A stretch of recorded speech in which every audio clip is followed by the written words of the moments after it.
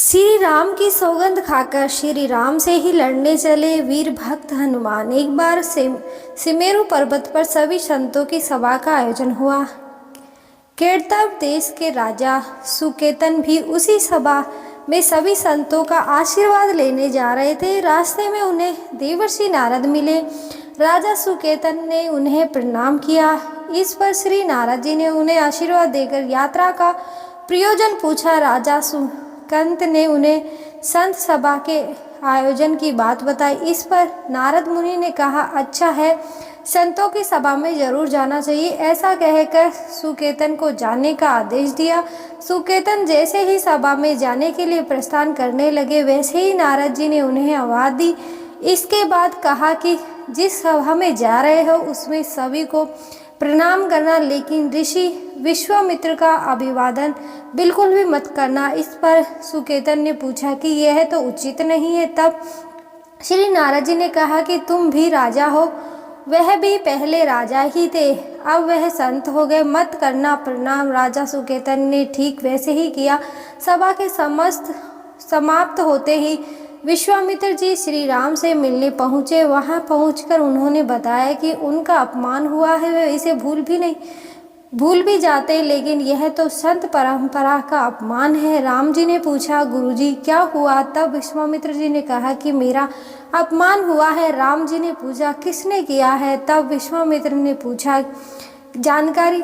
जानकर करोगे भी क्या? इस पर श्री राम जी ने कहा कि गुरुजी, आपके चरणों की सौगंध लेकर प्रतिज्ञा करता हूँ कि सिर आपके चरणों में नहीं झुकाया उसे काट दिया जाएगा। कल सुबह मैं उसका वध करूंगा। श्री राम की इस सौगंध का जैसे ही राजा सुकेतन को पता चला, वह नारद मुनि को ढूंढने लगे। काफी देर तक वह परेशान रहे, लेकिन नारद मुनि उन्हें नहीं मिल रहे थे। व्याकुल होकर वह जब रोने लगे, तब नारद जी प्रकट हुए। सुकेतन ने हाथ जोड़कर उन्हें सारी बात कह सुनाई, साथ ही प्राण दान की विनती की। इस पर नारद जी ने उन्हें माता अंजनी की शरण में जाने के लिए सलाह दी। यह भी कहा कि अगर उन्होंने तुम्हें बचाने के वचन दे दिया तो तुम जरूर बच जाओगे, लेकिन यह भी कहा जाता है कि किसी को यह नहीं बताएंगे कि नारद जी ने इन्हें यह सलाह दी है। राजा सुकेतन के रोने की आवाज़ सुनकर माता अंजनी बाहर पहुंची। तब उन्होंने कहा कि माता, मुझे बचा लो, अन्यथा विश्वामित्र जी मुझे मार डालेंगे। इस पर माता अंजनी ने सुकेतन को उनके प्राण बचाने का वचन दिया। उन्होंने कहा कि तुम शरण में हो, तुम्हें कोई नहीं मार सकता। इसके बाद सुकेतन को विश्राम करने के लिए कहा। शाम ढले जब हनुमान जी माता अंजनी के पास पहुंचे तो उन्होंने सारी बात बताई, लेकिन सुकेतन को बुलाने से पहले माता अंजनी ने पवन पुत्र पवनसुत से सौगंध लेने को कहा। तब श्री हनुमान जी ने कहा कि वह श्री राम के चरणों की सौगंध लेते हैं कि वह सुकेतन के प्राणों की रक्षा करेंगे। तब माता अंजनी ने राजा को बुलाया। हनुमान जी ने पूछा, कौन तुम्हें मारना चाहता है? सब सुकेतन ने बताया कि श्री राम उन्हें मार डालेंगे। इतना सुनते ही माता अंजनी हैरान रह गई। उन्होंने कहा कि तुमने तो विश्वामित्र जी का नाम लिया था। तब राजा ने कहा कि नहीं, वह तो मरवा डालना चाहते हैं, लेकिन मारेंगे तो श्री राम ही। हनुमान जी ने राजा सुकेतन को उन्हें राजधानी में छोड़ा और श्री राम के दरबार में पहुंचे। वहां पहुंचकर उन्होंने राम जी से पूछा कि वह वहां जा रहे हैं। तब मर्यादा पुरुषोत्तम राम ने बताया कि वह राजा सुकेतन का वध करने जा रहे हैं। तब हनुमान जी ने कहा कि प्रभु, उसे मत मारिए। राम जी ने कहा कि वह तो अपने गुरु की सौगंध ले चुके हैं, अब पीछे नहीं हट सकते। हनुमान जी ने कहा कि प्रभु, मैंने उनके प्राणों की रक्षा के लिए अपने इष्ट देव यानी कि आपकी सौगंध ली है। तब हनुमान जी राजा सुकेतन को लेकर पर्वत पर पहुंचे और राम नाम का कीर्तन करने लगे। उधर राम जी राजा सुकेतन को मारने के लिए उनकी राजधानी पहुंचे, लेकिन वह वहीं नहीं मिले तो उन्हें ढूंढते हुए पर्वत पर पहुंचे, जहां हनुमान राम नाम का जप कर रहे थे। राम जी को देखते ही सुकट डर गए। उन्होंने कहा कि अब तो राम जी उसे मार ही डालेंगे। वह बार बार हनुमान जी से पूछता कि हम बच जाएंगे ना।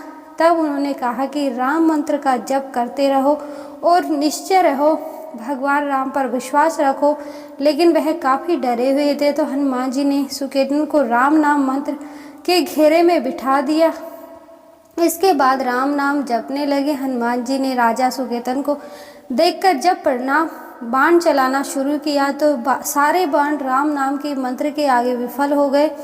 राम जी हताश हो गए कि क्या करें। यह दृश्य देखकर श्री राम लक्ष्मण जी को कि हनुमान जी भगवान राम को परेशान कर रहे हैं, तो उन्होंने स्वयं ही हनुमान जी पर बाण चला दिया। लेकिन यह क्या, उस बाण से हनुमान जी की बजाय श्री राम जी मूर्छित हो गए। यह देखते ही लक्ष्मण जी दौड़ पड़े और देखते कि बाण तो हनुमान जी पर चलाया था, लेकिन मूर्छित राम जी कैसे हो गए। तब उन्होंने देखा कि पवन सुत के हृदय में तो श्री राम बसते हैं। राम जी जैसे ही होश में आए वह हनुमान जी की ओर दौड़े। उन्होंने देखा कि उनकी छाती से रक्त बह रहा है। वह हनुमान जी का दर्द देख नहीं पा रहे थे, पर वह बार बार उनकी छाती पर हाथ रखते और आंखें बंद कर लेते। पवन सुत को होश आया तो उन्होंने देखा कि राम जी आंखें बंद करके हनुमान जी छाती पर बार बार हाथ रखते हैं, फिर हनुमान जी के सिर पर हाथ फेरते हैं। तब पवन सुत के सुकेतन को पीछे से निकाला और उसे अपनी गोद में बिठा लिया। तभी राम ने फिर से हनुमान जी के माथे पर हाथ फेरा, लेकिन इस बार वहां पवन सुत की जगह राजा सुकेतन थे। राम जी मुस्कुराए और हनुमान जी से बोले उठे कि नाथ, अब तो आपने इनके सिर पर हाथ रख दिया है, अब तो सब कुछ आपके हाथ में है। इसकी मृत्यु भी और जीवन भी आप ही सुकेतन का जीवन रक्षा करें। राम जी ने हनुमान जी से कहा कि जिसे तुम अपनी गोद में बिठा लो उसके सिर पर तो मुझे हाथ रखना ही पड़ेगा, लेकिन गुरुजी को क्या जवाब देंगे। तब हनुमान जी को विश्वामित्र जी के सामने आते दिखाई पड़े। उन्होंने राजा सुकेतन से कहा कि जाओ, जब तब प्रणाम नहीं किया था तो क्या हुआ, अब कर लो। राजा ने दौड़कर विश्वामित्र जी का अभिवादन किया। विश्वामित्र जी प्रसन्न हो गए और बोले, राम इसे क्षमा कर दो। मैंने इसे क्षमा कर दिया है, क्योंकि संत का काम मिटाना नहीं बल्कि सुधारना होता है। यह भी सुधर गया है। उन्होंने सुकन से पूछा कि संत का सम्मान न करने की सलाह तुम्हें किसने दी थी। इससे पहले कि राजा सुकेतन विश्वामित्र जी से कुछ कहते कि नारद मुनि प्रकट हो गए। उन्होंने सारी घटना कह सुनाई। तब विश्वामित्र जी ने पूछा कि नारद, तुमने ऐसी सलाह क्यों दी।